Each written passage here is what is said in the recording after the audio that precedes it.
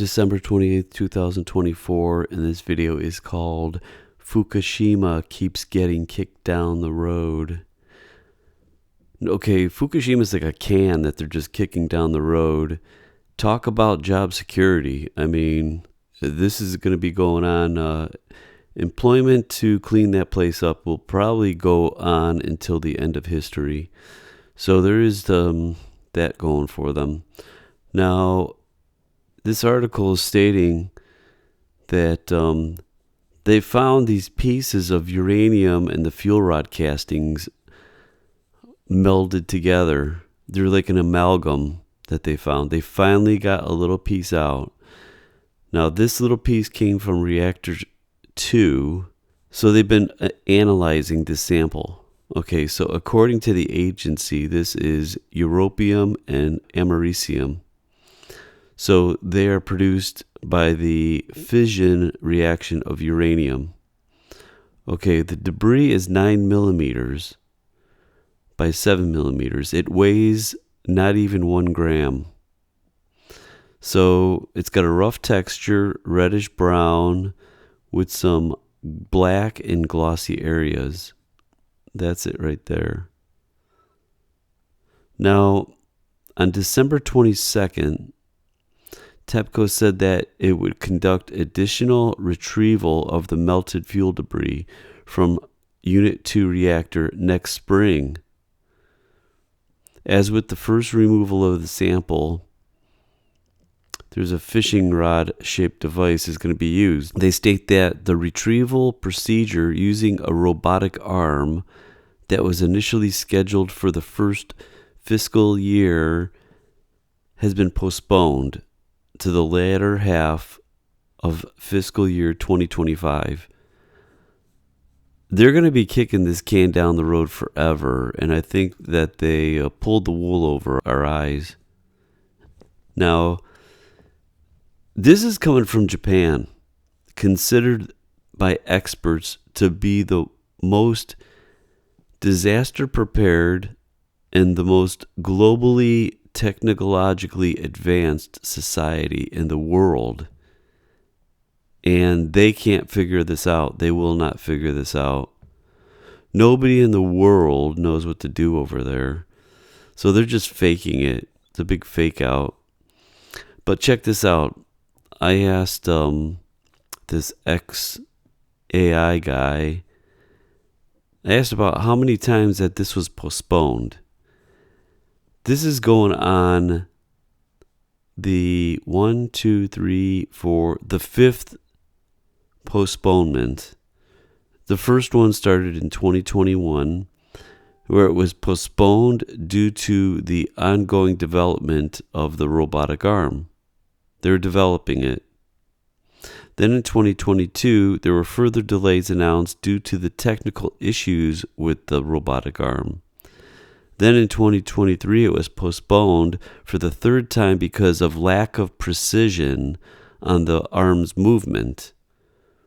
2024, another delay reported due to the procedural and equipment setup errors. So now what did they do? They postponed it, scheduled it for later in the year of 2025 after the initial attempts faced the camera malfunctions. So in 2025, they're going to postpone it again. This is going to be kicked down the road practically till the end of time, because this stuff is going to outlive humans. Now, this is Unit 1, though. Look at this burned out little thing over here. This debris that they retrieved is out of Unit 2 over here. And they're having a hard time at it. Now, it says on November 7th, TEPCO removed a piece of debris that was 5 millimeters across from Unit 2's containment vessel. TEPCO estimates that there's approximately 880 tons of this radioactive debris, highly radioactive, in Units 1 to 3. Now, it says that we finally have made the first step in the decommissioning process more than 13 years after the accident, but the work has just only begun. So they finally made the first step out of 13 years.